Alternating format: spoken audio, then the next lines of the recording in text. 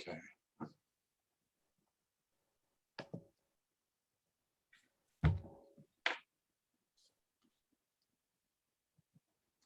Right, we'll give Simon a minute and then we kick off at 5 past.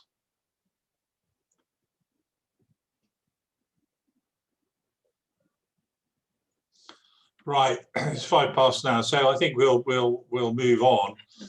It's my pleasure to introduce you to Des FitzGerald. Des, you may recall a talk by Patrick Mercer. Des and Patrick were in the same regiment together, and Des is kindly going to talk us about the third battle of Kharkov, which I'm very much looking forward to. As again, if we could all switch our computers to mute, and then any questions, if you could either put them in the chat box below or save them at the end. So without any further ado, I'm going to hand you over to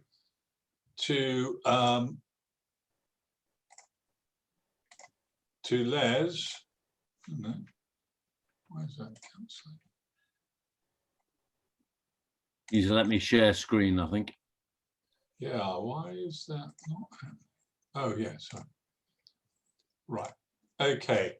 Les, that's over to you now. Okay, I'm the host.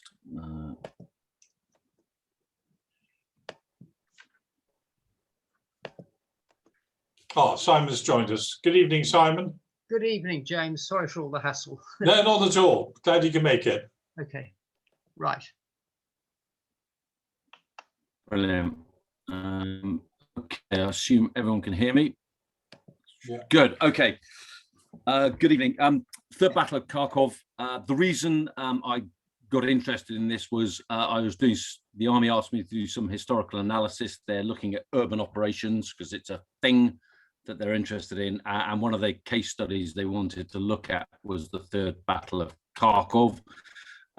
And so that's where I started. I'm interested in military history in general, but that specifically started me on this journey. And then having done that bit of work, I've then continued to delve deeper and deeper and get more and more confused and interested in the whole thing.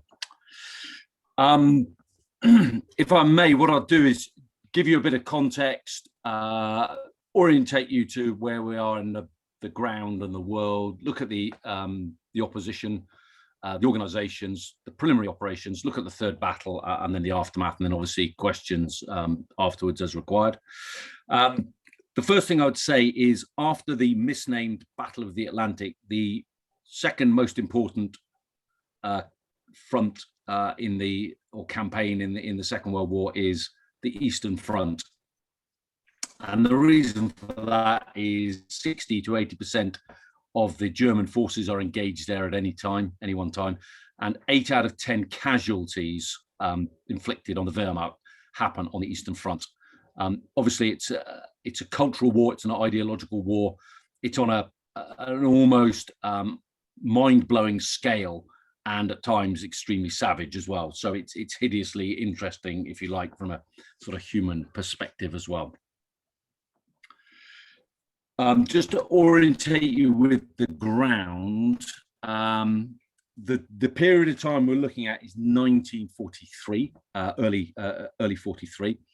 On the map there, you'll see to the right Stalingrad, and then from Stalingrad, if I move across, we've got the rivers Don, the river Donets, and then we have Kharkov, and then to the north Kursk, which I'm sure you've all heard of, and then behind Kharkov is the river Dnieper. In terms of scale, the distance from Kharkov to Stalingrad is Brussels to Berlin or London to Aberdeen. So it's 600 kilometers or about 380 miles. So it's a fairly large area. The other town I've indicated there is Brest, and I'll come on to that in a second. So that's the area we're looking at. The reason the army is interested in urban operations is that they think that's where they're going to fight their wars. Interestingly, the Germans and the Russians didn't really think about urban operations. Why would they? They thought they were going to do all their fighting in the open. So neither side really gave any consideration to urban fighting. In the invasion of Poland, the Germans had a few shocks, but really it was when they invaded Russia, Operation Barbarossa, and the fighting in the city of Brest, as indicated there. They gave the 45th Infantry Division 2 days to clear it. In fact, it took 6 days. They had to get core artillery and also significant Luftwaffe support to actually achieve that. And the casualties they suffered were 400 killed and 700 wounded, and the Russian defenders 2,000 killed and 7,000 prisoners of war. So it was suddenly like crumbs. Urban operations are a tricky thing. You then obviously fight your way through to Stalingrad, which I suppose is almost the sort of pinnacle urban operation, and both sides are working out very quickly how to do this. We're now looking at the bit after Stalingrad. So the Sixth Army has been encircled, and effectively the buff color area is where the Russians are now recapturing their land. The 4th German Panzer Army down in the Caucasus in the south, that has moved up past Rostov and has been evacuated before it, the 1st Panzer Army, before it gets cut off there. The 4th Panzer Army is the one that has failed to relieve Stalingrad. That's reeling westwards as well. And effectively, the Russians, having encircled Stalingrad, are massively surprised actually how successfully that's gone. And then they turn that campaign effectively into a larger operation where, probably slightly overambitiously, they're trying to clear the whole of the Ukraine. And this is part of the problem. The further west they go, the further they get away from their supply base. So logistics becomes more difficult. And importantly, their air support has further to fly before it can actually achieve any kind of effect on the battlefield. For the Germans, yes, they're falling back, retreating, but they're falling back onto their supply bases. And really importantly, they're falling back onto their better prepared all-weather airfields and air bases. So their air power will actually increase. And that's the sort of current situation. The other climatic factor to throw in is what's called the Rasputitsa, which is the season without roads. It happens twice a year. You have the one in January, where the snow melts and you get the thaw, and after a couple of weeks, effectively the ground just churns up and it becomes a muddy morass, and all movement pretty much ceases. And then you have the same, once it dries out in the summer, you have the same again with the autumn rains. So there's 2 Rasputitsas, and obviously this one is the spring one, and it moves from south to north. Obviously the climatic effect moves northwards with the weather. So that's where we are and what we're doing, or broad situation. In terms of the opposition, so the 2 forces, we've got the Wehrmacht, and when people talk about the Wehrmacht is the German armed forces. It consists of the army, the Heer. Hitler is the head of the Heer. He sacked the German general after Moscow. So December 41, he's now the head of the army. Kriegsmarines headed at this stage by Donitz. You then have the Luftwaffe headed up by Goering, who is also Hitler's deputy. And then over to the right, you have the Schutzstaffel, or SS, or protection squad, and that's headed up by Himmler, which is in fact almost a state within a state. He's taking control of the police, the Sicherheitsdienst, which deals with the death camps, and also the Waffen-SS, which is the fighting arm of the SS. They have a separate rank structure, separate discipline system, but when they're deployed in the field, will operate under Wehrmacht or Heer control. And if you're going from left to right, the most enthusiastic Nazis are to the right. So Luftwaffe enthusiastic Nazis, and the SS ideologically absolute fanatics. In terms of command and control, again, simplistically, you have the high command of the Wehrmacht, which should in theory look after all the operations, but they've decided, for reasons that are entirely unclear to me, that the army should run the Eastern Front. So that means all the other operations, so North Africa, the Italian campaign, Normandy campaign when it kicks off, are all run through OKW, but the Eastern Front is OKH. And so when you have a crisis on one to the other, then they have to, and Hitler's always complaining when it's quiet on one front, he gets woken up to deal with the other side. In April 1945, they put everything under OKH, but arguably it's probably too late by then. So it's a pretty inefficient system, but I think often Hitler has divided things up because that's just the way he likes to control things. The Red Army, a bit simpler. You have Stalin at the top. After his stellar performance at Stalingrad, he's made himself Marshal of the Soviet Union. Thankfully for the Soviet generals, he's starting to take less interest, less direct control in military matters. You have what's called the Stavka, which is the high command of the Russian forces, and that coordinates their operations. Underneath that, you have the Stavka coordinators or representatives, and these are names some of you have heard of, like Zhukov, you have Vasilevsky, and these characters move around and they coordinate what the fronts are doing. When I say front, think army group. So a front would be 21st Army Group in the British parlance would be a front. The fronts, unhelpfully, change their names, get renumbered all the time, and the numbers of them change. So as you go through the campaign, they are called different things at different times and have different commanders. The two fronts we're interested in, the Voronezh Front and the Southwest Front. Voronezh Front commanded by Golikov. Under all the commanders, I put their ages, and the reason for that is you'll see that generally the Russian commanders are younger, and the German commanders in the relative ranks are older. And part of that, I think, is because of the purges that Stalin has conducted. But the Germans, after the war, do note that actually the younger Russian commanders are very capable. So Golikov, he's got his deputy commander Kozlov, 3rd Tank Army commanded by Rabalko, and then you have the Southwestern Front commanded by Vatutin. He gets killed by Ukrainian partisans in 1944, but he's an aggressive commander, and he's quite well liked. And then Popov, who's a name who, if you follow the Eastern Front, Popov is one of their, he's always given, it seems, a mobile armored force to command. He's one of their sort of premier tank commanders, and he features in the battle. So these are names that you may be familiar with already, but if not, they'll feature in our story. Okay, all these characters here are war criminals, just clear that out straight away. So from the left, you've got Army Group South von Manstein, which I think everyone's heard of. You then have 4th Panzer Army commanded by Hoth, who is an aggressive, hard-charging commander. He's the chap who's failed to fight through to Stalingrad, but he's still a very capable commander. You then have a chap called Kempf.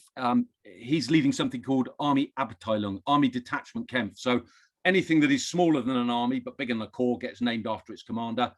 He has just taken over from a chap called Lanz, who has been sacked. So he's commanding that army detachment. You then have Corps Raus, so it's smaller than the corps because it's not got all the bits, commanded by Raus. He's an Austrian.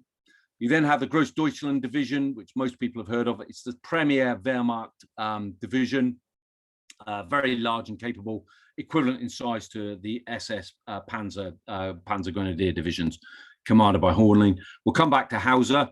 And then on the right flank, they've got the 48th Panzer Corps, commanded by von Knobelsdorff, and then the 11th Panzer Division, commanded by von Choltitz.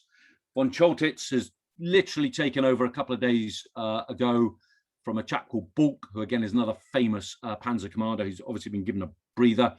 Von Choltitz is an infantry officer. He then goes on to be the commandant in Paris in 44 and does one decent thing and declares Paris an open city and allows the Allies to occupy it without destroying it. So that was good. Hausser's an interesting character, and that's why I started noting the ages, because he's 63. He retired from the German army in 1933, having served a full career as an infantry officer. He's a general staff officer as well, very well trained. And Himmler immediately selected him and cherry-picked him and brought him into the SS to organize and build the Waffen-SS. He's a tough character. He's lost an eye in the fighting in 1942, and he's still in the field at that age, which I think is quite impressive, if I'm going to be honest. His divisional commanders then, bottom left, Leibstandarte Adolf Hitler, so Sepp Dietrich, who most people will have heard of. Next is the Das Reich, commanded by Wahl. He'll be killed in a car crash in the Balkans in 44. SS Totenkopf, commanded by Priest. The previous commander was a chap called Theodor Eicke, who was the chap who set up the first concentration camp. He's killed in an air crash in February. So Priest has taken over. You then have the regimental commander. So think brigade commander in sort of British parlance. Witt commanding the 1st regiment. He will go on and command the 12th Hitler Youth Division in Normandy and is killed by the Royal Navy with their long-range guns. 2nd Regiment Wisch. The Das Reich Regiment, which comes from the Das Reich Division, is commanded by Harmel. And those of you that are familiar with Arnhem, he reappears there as the commander of the 10th SS Panzer Division there. And then we come on to the younger blades, the Recce Battalion, commanded by Mayer, nicknamed either Panzer Mayer or Blowtorch Mayer. He's convicted in Normandy, where his men kill the Canadians. He's sentenced to death, but it's commuted to a life sentence, which is he's then released. So that's Mayer. Hansen, and then at the end, Joachim Peiper, again, whose troops are notorious for the Malmedy massacre. So they're an interesting bunch of characters. Not sure people that I want to my daughter to marry, but there they are, war criminals to a man. Okay, if we look at Wehrmacht Organisation, you might be excused in thinking that the Wehrmacht is all panzers and Panzer Grenadier divisions. It isn't. On the Eastern Front, of the 200 divisions, approximately at this time, 15 are Panzer and about 16 are Panzer Grenadier divisions. The bulk of them are infantry divisions. Okay, infantry division is about 14,500 men. They move around by railway, and once they get off the railhead, they move by horse. Each infantry division has 4,500 horses, most of which die during the campaigns. And so it's a situation that Napoleon would be entirely familiar with. That said, they are still extremely tactically competent. Hitler is forever issuing halt orders and telling them to stop and hold ground, which is understandable. He's head of the army, and also he wants to keep as much of the ground that he's captured, because he can see he needs to get the Caucasus oil fields, etc., etc. So there are reasons why he's interfering and meddling. If you look on the left, there is the SS Panzer Grenadier Division, authorized strength just shy of 20,000 men with 200 tanks. In addition to that, it's got what are called Panzerjägers, so assault, tank hunting vehicles, which, if you're the editor of the Daily Mail, would be a tank, and also Stugs or Sturmgeschütz, self-propelled artillery, which again looks like a tank. You'll see a picture of those in a minute. And the other important thing as well is the air support I've talked about, which is providing for the for this operation, or this phase, is providing reconnaissance. It's letting the ground forces know what's happening, what's coming up. It's providing resupply as units are cut off. They're able to be dropped fuel and occasionally ammunition. It's striking Russian formations as they're coming onto the battlefield, and also it's conducting what's called interdiction, where it's hitting Russian formations before they're even getting onto the battlefield. So the Luftwaffe air support is absolutely key to what is going on, and is probably a cornerstone to part of their success. If we're looking at the Red Army organization, again, slight differences. If we look at the Russian Rifle Division, authorized strength 9,000 men, so it's smaller than a German infantry division. So you've got to be really careful when you're comparing things that appear in name the same. They're not. It's still got horses, about 1,700 horses, but importantly, it's got 130 trucks. So it's actually got a bit of mobility. If you look to the left, Soviet Tank Corps, this is the thing they are experimenting with. Just under 8,000 men, but just over 200 tanks. So it's almost, a tank corps is almost the equivalent of a panzer division, but not quite. So it's you've got to be very careful when comparing.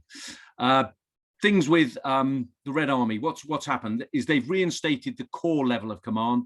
They removed it because they'd run out of officers. But what it meant then was the senior commanders had such a span of command. So an army commander had far too many divisions to try and organize and manage. It was unmanageable. So they've reinstated that. That's helped. Lend-lease is massively important. Okay, so we're providing, and we being the allies, so America and British, we're providing them trucks, boots, spam to eat, radios, ammunition, greatcoats. The whole enchilada is being provided, and that's really assisting the Red Army, and it does help, which they grudgingly admit. The Commissar influence is being reduced. They've got good training. They've got increased confidence, and officers have now been given their epaulets back. They removed them because it was a sort of Tsarist army thing, but actually as a sort of morale measure, the officers have all been given their epaulets back, which apparently helps. And Stalin's not beyond doing the Hitler thing. His order number 227 is no step back, and you'll see accounts where commanders ring up their subordinates and remind them, order number 227, no step back, you need to stay and hold your ground. So both dictators interfere in a similar way. Okay, there are 4 battles at Kharkov.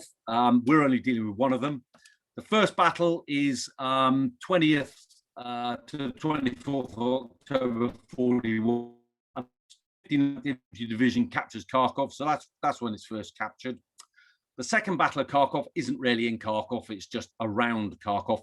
It's a preemptive attack launched by the Russians, trying to spoil a spoiling attack before the German summer offensive, and it's dealt with relatively comfortably by the 6th Army, so Paulus, before he heads off and then ends up in Stalingrad.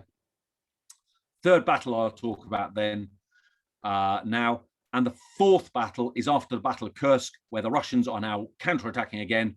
And funny old thing, after the loss of Kharkov, Kempf gets sacked. So whenever Kharkov gets lost, a German general is sacked. So, the Prelude operation, this is a Russian map. Kharkov is indicated with the arrow, and I've blown that little section up. Essentially what had happened is Hausser has been ordered, his elements of his panzer divisions are in there, as well as the Grossdeutschen division, and they've been ordered directly from the Führer to hold Kharkov. He realizes that if he does that, he's going to have his own personal mini Stalingrad, and he disobeys a direct order, which if you think he's a ideologically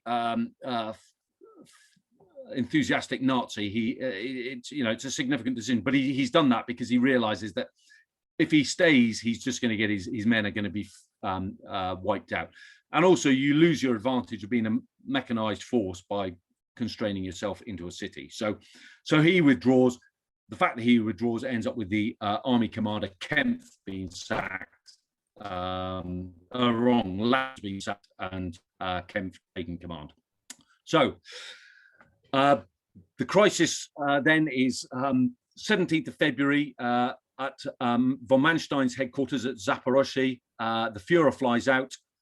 This is a propaganda photograph. I can count at least 5 cameras in the photograph. You can see Manstein in the center, holding his field marshal's baton. The chap to the right is von Richthofen, who has just been created field marshal. He's the youngest field marshal in the Wehrmacht, so he's obviously quite happy. And he's the chap who's delivering this air power that's assisting von Manstein.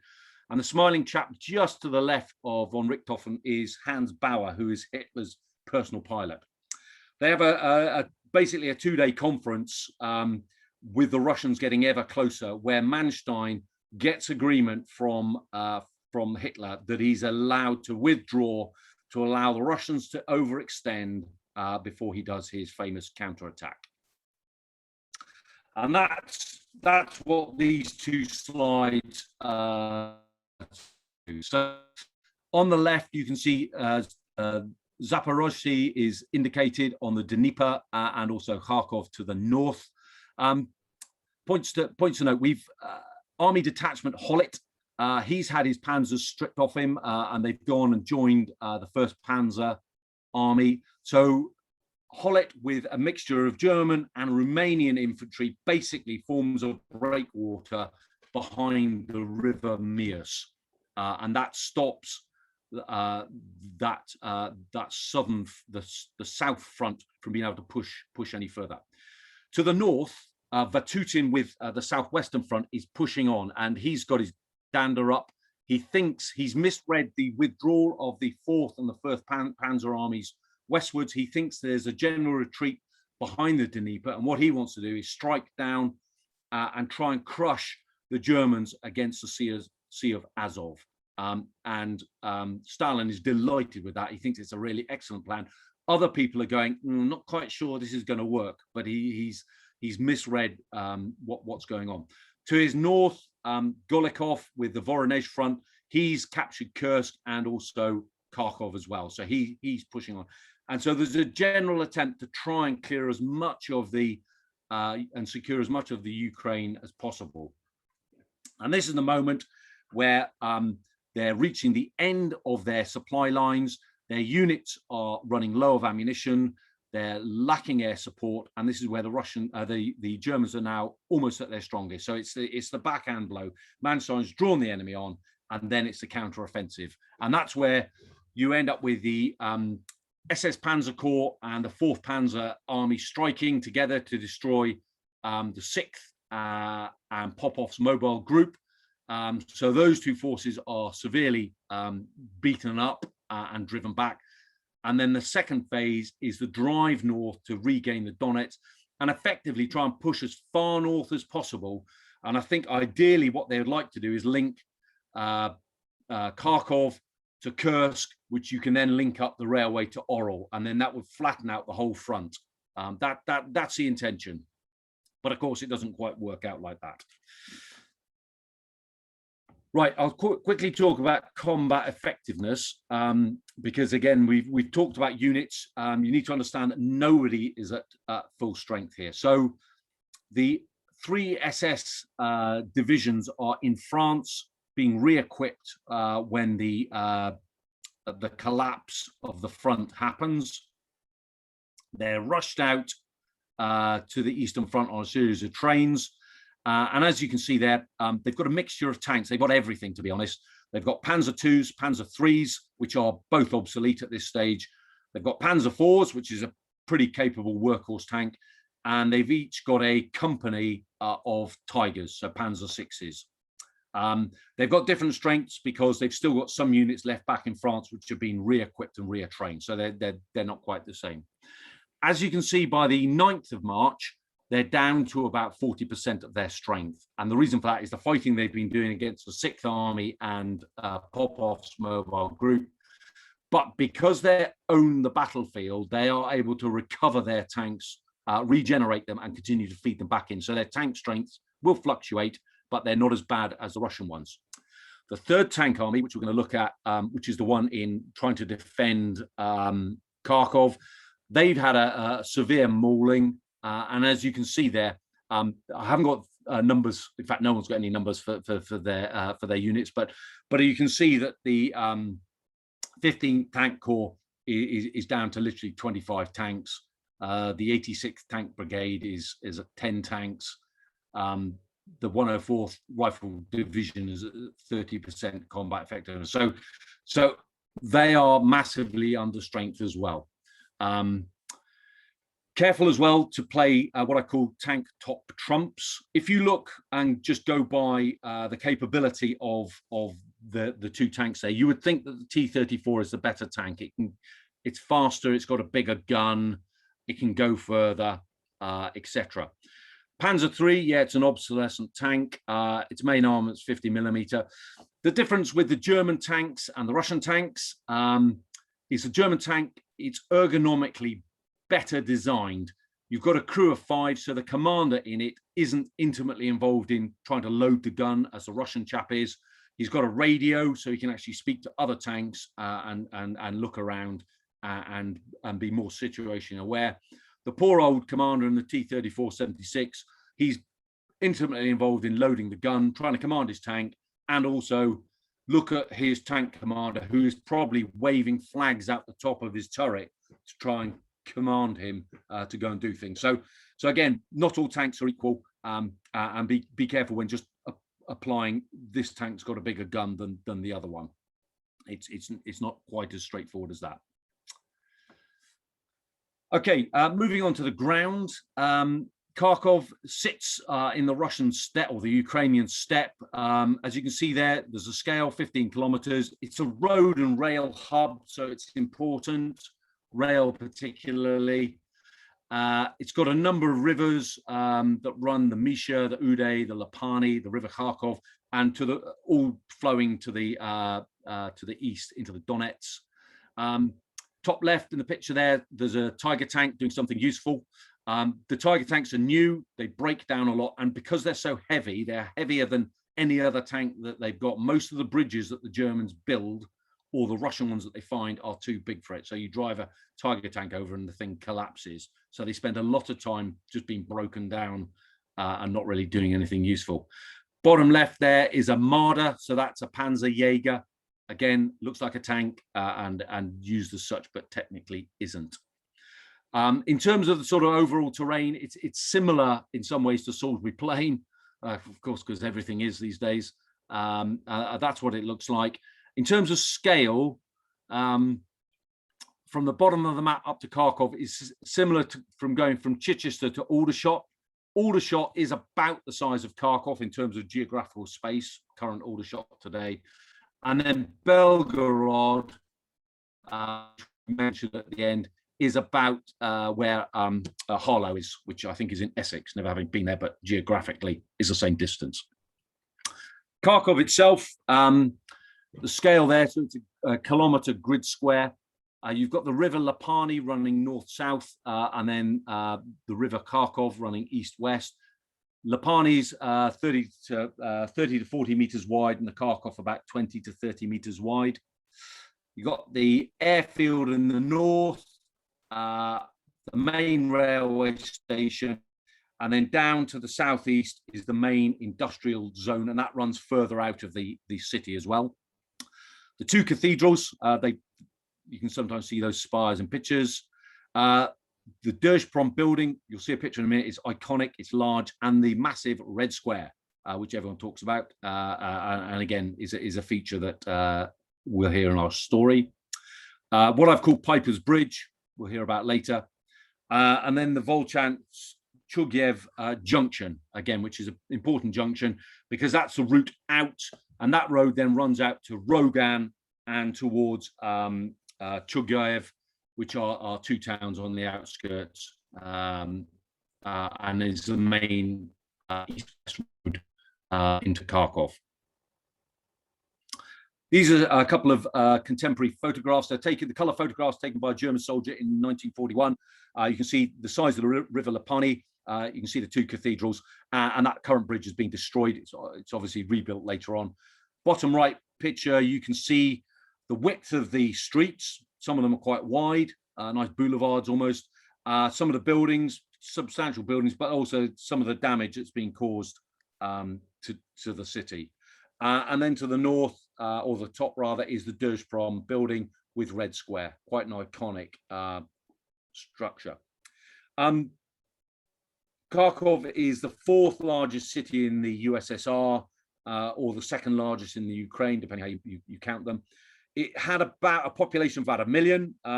It rises slightly with influx of refugees, but then over time is reduced. The Russians, Kharkov is a tank production factory for the T-34. They take 320 trains and literally take 70 factories and the workers and the tools from Kharkov and move them to the Urals to continue their tank building industry. So massive effort. The population itself, there's obviously there's a significant number of Jewish population are killed, and the population when we're talking about now is probably reduced something to 180 to 190,000 people in the city. So a massive reduction. And this is an air photograph taken from 1941. You can see the River Lapani, the main railway station, Red Square, and over to the left-hand flank on a sort of three white lines is an anti-tank ditch that the Russians have dug as part of the defences for 1941 on the obvious flank where they expected the Germans to attack. So that's the situation on the ground. We're now moving to the actual operation itself. So the advance on the 5th to the 9th of March, the orders basically are attack northwards. So on the left, you've got the Grossdeutschland division. On their right, you've got the 48th Panzer Corps with 11th Panzer and the 6th Panzer divisions. And then there's a bit of retweaking as the Totenkopf move from the right flank all the way to the left, Leibstandarte in the center and the Das Reich in the center. And effectively, they fight their way northwards, up over this terrain, through the river. Tough fighting. The Russians aren't giving up easily. So it's the 3rd Tank Army. And they're pushing slowly northwards up until the 9th of March, where they're up close to the River Ude.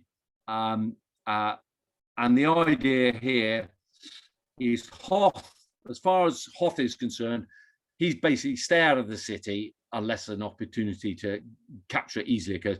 Because effectively what he wants to do is keep his panzer forces moving northwards, push past it, let somebody else deal with the city, and gain as much ground and destroy as many of the Russian formations in the open. Now, allegedly, there's an inquiry on the 9th of March. I've not been able to find any written account, but it's people say there's a verbal inquiry saying from Hoth's headquarters, some staff officer saying, what's the chance of retaking Kharkov? Hausser decides, he's probably already decided, to be honest, makes his decision, gives his initial orders that afternoon, confirmatory orders at 5:30, and then decides to tell his flanks, and I assume Hoth, that night, when no one can do anything about it, saying, that's what I'm doing. I'm about to go and attack the city. On the Russian side, on the 9th of March, the 62nd Guards Rifle Division, they are ordered out of Kharkov to cover the southwestern approach. And one of the ways Russians defend cities is get troops outside to prevent the enemy from being able to steamroller straight in. So they're ordered out, but no one is ordered in behind them, so that no one conducts what's called a relief in place. The commander is Kozlov at this stage, who's, if you remember, is a deputy commander for the Voronezh front. And on the 11th of March, he decides he needs to move elsewhere. Now, in fairness, I think we're right on the seam of two army groups and the confusion. So Rybalko, who has started being under command of the Voronezh front, is now moved to the southwestern front. So he has changed command. And so it's now Vatutin who's responsible for Kharkov. And that's probably why Kozlov decides to leave. Anyway, whatever the background, it doesn't matter. And Rybalko gets his deputy, Belov, it's the only picture I can find of Belov, to take charge of the defense of Kharkov, the city itself. The actual plan is really straightforward. The flanking formations are doing what Hoth wants, which is continue pushing forwards. So Grossdeutschland to the north and the 11th Panzer towards Chugev. Rogan, the village in between, I'll feature in the story later. So Hausser's plan is the Totenkopf are going to cover to the north and basically protect the northern flank. The Das Reich will send a regiment to cut the manoeuvre to Kharkov Road, and then they will attack in the west, i.e. the most obvious, and basically attract the attention of the defenders. Meanwhile, the Leibstandarte will fight their way around to the top and then come down on 3 axes into the actual city itself. So that's what the plan looks like in a bit of detail. Harmel coming in from the left, from the 9 o'clock position. Then you've got the 3 columns moving down. You've got Vish with the 2nd Panzer Grenadier Regiment. He's moving down the railway line, basically to seize the railway. You then have Witt and the 1st Panzer Grenadier Regiment. They're going to move down the Sumska Road and seize the Red Square. And then Mayer with his Recce Battalion group is going to go all the way around the back, come down and try and cut off the escape route, if you like, the Volchansk-Chugayev junction. That's the plan. Remember, they've given orders on the 9th. It takes them until the 11th to fight their way through the last remaining 10 kilometers or so of countryside to get into a position so they can actually launch their attack. And it doesn't quite happen as we expect. This is a lovely picture of Witt's regiment on the Sumska Road. That's just on the to the north of the airfield. You can see that they're not under. They don't feel they're under any threat. So they've clearly got air superiority at this stage. And I love the picture of the chaps on the Panzer II reading their Sporting Life. You know, wondering what you know, the football scores were and how the racing was going. So the 11th of March, the attack. So Harmel's attack from the west hits an unexpected anti-tank ditch, and he's held up there.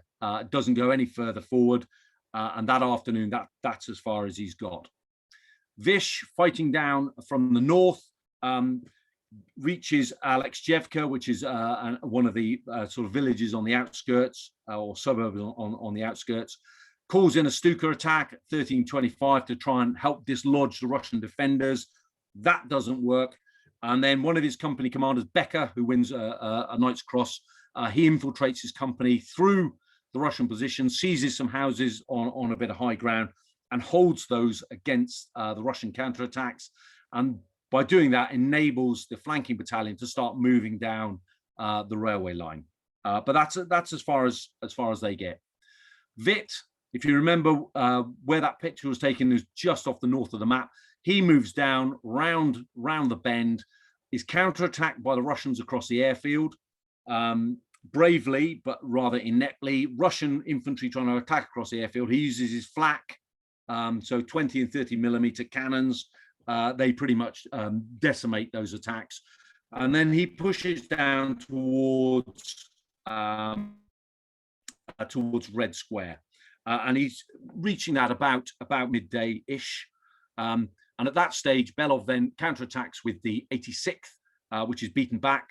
Witt continues pushing forward. And then finally, at last light, with his last reserve, which is the 179th Tank Brigade, what's left of it, Belov launches another attack, which forces Witt back. So Witt goes back.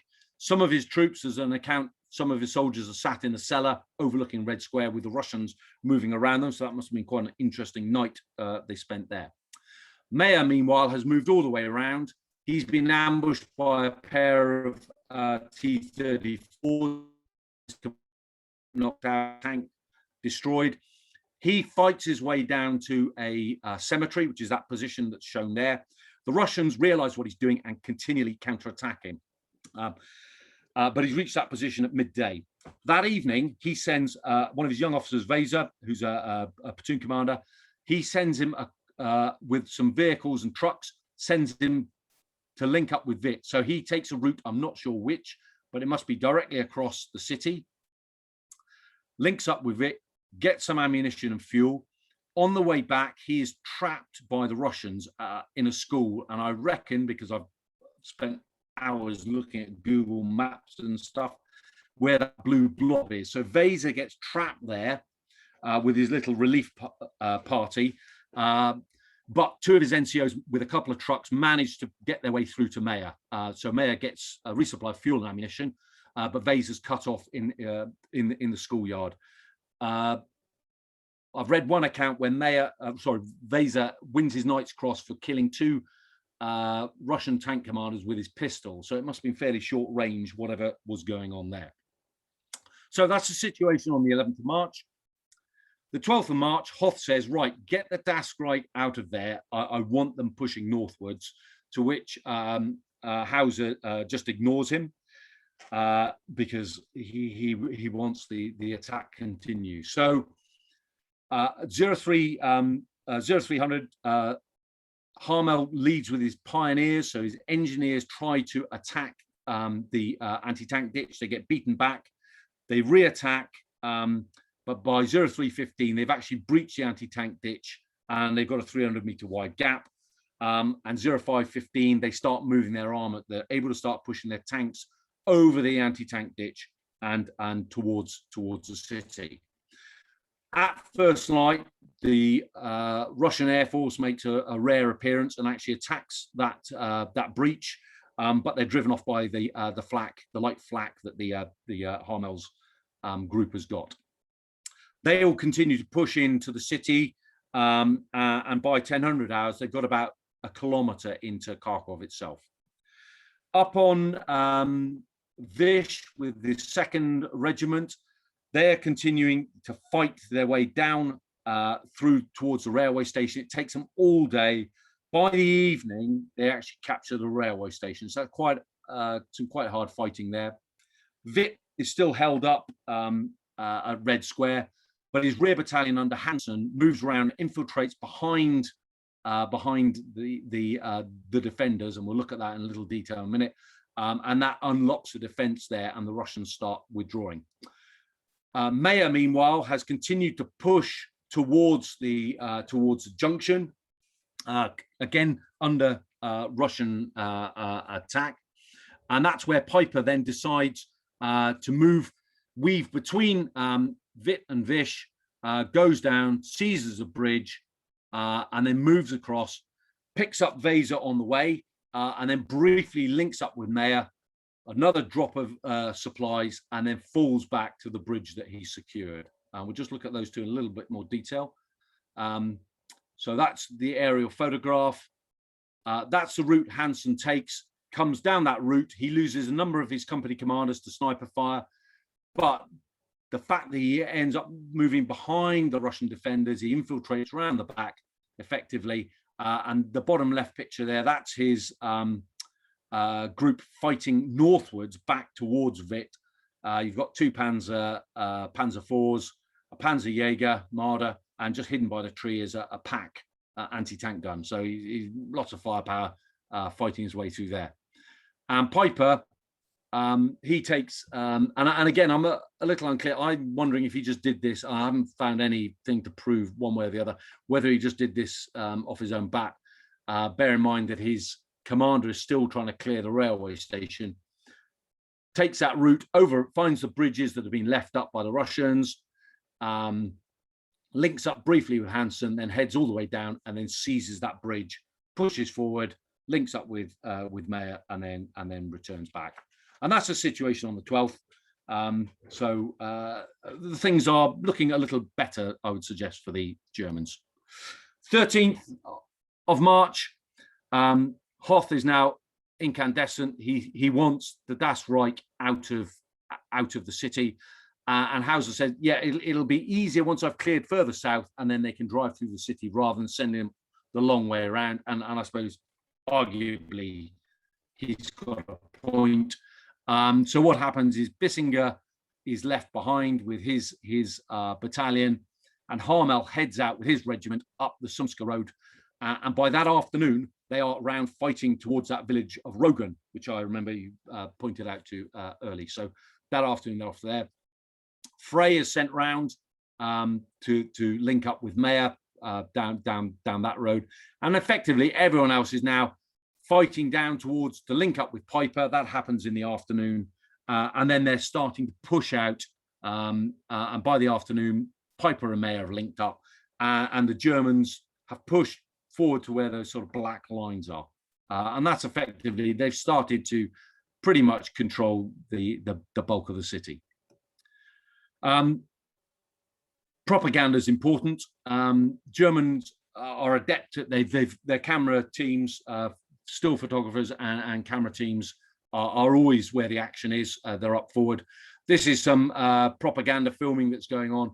On the left there is Witt with his half track. And then these series of photographs are from the same bit of footage and on the right you can see the film cameraman actually peering around the corner filming the cameras. They do get up to the front filming a lot of the fighting, but often a lot of this stuff is literally just propaganda for the general public at home to show how good our forces are, and importantly to show that we've got lots of tanks. Filming tanks is more interesting than filming infantry with their horses struggling through mud. Final clearance then, effectively Piper and Mayer continue pushing down into the industrial zone. And this is where the attack by the Das Reich and the 11th Panzer towards Rogan on the outskirts, that is where Belov orders the withdrawal. And the 62nd Guards Rifle Division, if you remember the guys who were in originally, ordered out. They are then ordered to form the rear guard. The Russians leave any heavy equipment and they're moving out on foot and effectively fleeing back down the last road that they can before they get cut off. The last thing they want to do is be cut off and be a prisoner, certainly of the Waffen SS. And so really the final acts, if you like, it's announced, there's a radio bulletin on the 15th of March that the Waffen SS units with powerful Luftwaffe support after days of bitter struggle and in a pincer attack from north and east have reconquered Kharkov. In fact, the fighting goes on till the 16th because there's still pockets that are holding out, but that doesn't matter. Zaitsev, who's the commander of the 62nd Guards Rifle Division, he has the misfortune of being wounded and then being captured. So he's a German prisoner. After the war, once he's liberated, he's interviewed by the NKVD, the secret police, as it were, for several months. And then it's determined that actually he was genuinely wounded and had put up a good fight. So he's reinstated and I think retires as a major general. So it clearly didn't do him any lasting harm. And then the final act is the coup de main of seizing the bridge at Belgorod, which is our friend Piper, who heads northwards with a little mixed group. Again, Luftwaffe support, a couple of Tigers are working at this stage, and he seizes Belgorod. And effectively at this stage, everyone, both sides are absolutely exhausted and the Rasputitsa has kicked in. So there's mud everywhere and no one's moving. And frankly, they're all tired and that's the end of it. That sets up the prelude to Kursk, as it were, basically the big bulge, which you're probably all familiar with. And that's where it leaves us. In terms of casualties, it's really difficult to pick out what the actual casualties are and where they occurred. So the SS-PanzerKorps loses 4,500 killed and 7,000 wounded. The Russians, again, these figures are who quite knows where they come from. 45,000 killed and 41,000 wounded. So significant. So the Russians do suffer significant losses, but not all of it in the battle actually within Kharkov itself. In terms of civilian casualties, very difficult to work out. I think it's probably somewhere to be 20 to 30,000 civilians are killed, unfortunately. That's some of the resources, which I'm happy to talk about. And frankly, that's about it. I think the Rasputitsa has hit me as well, so I'm ready for your questions.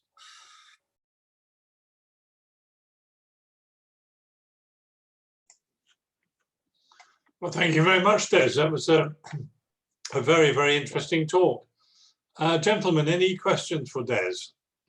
Sorry, a bit of a gallop, lots to cover. Simon, you got to unmute yourself. And Simon, then yeah. Okay, can you hear me? Yes.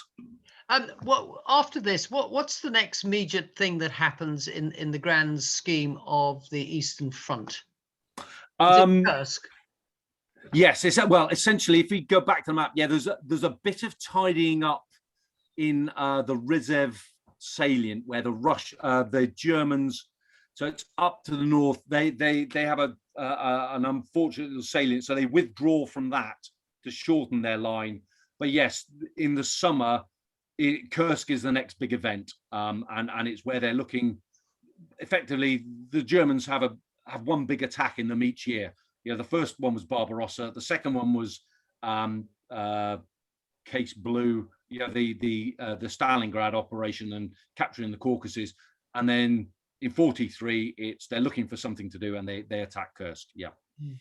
Okay, thank you. Des, Steve's got a question, Sure. which says, do you think Hausser was responsible for this and not Manstein, who got all the plaudits? No, I think Manstein gets the plaudits, but I think the Luftwaffe have probably been airbrushed out of it slightly, because that was a significant advantage. I think Hausser actually probably, by going into Kharkov instead of staying out as Hoth wanted and pushing further north, they might have actually, I don't think they would have cleared Kursk, but they might have got a bit closer to it, which might have been a better way of doing it. But you know, that's hindsight. Well, what happened to Hoth in the end? Hoth survives the war. I can't remember. I think I'm trying to remember if there are a bunch, it depends who captures you. There are a bunch of German generals who obviously get captured by the Russians, who are eventually generally released. And then a lot of the ones who are captured by the Allies, they set up, when we decide we're going to have a Cold War, we then start looking around for people who have fought the Russians and suddenly find all these German generals who are in custody, and they get released in about 1954, and that's where we then have the Bundeswehr being created, and the Americans are very interested in obviously the experience, and so that's where a lot of the mythology about if it wasn't for Hitler's meddling, we would have won the war, the clean Wehrmacht myth, and all those other things that follow on from it. Do you think the Piper seems to have shown a great deal of initiative when he took the bridge? I read somewhere that in some cases Wehrmacht panzer divisions were better, in fact, at scouting than SS, certainly in the Ardennes. But here it seems that the SS had plenty of initiative, and Piper in particular seems to have been quite willing to go his own way. And effectively, he facilitated the taking of Kharkov, by the looks of it, by linking up with a chap on the extreme east side. So the SS do have a lot of initiative, contrary to what I've read elsewhere. No, I think you're right. I think Piper and Mayer are definitely, the Hotspurs of the age. I mean, they definitely want to impress and catch a selector's eye, and are very happy to use their initiative.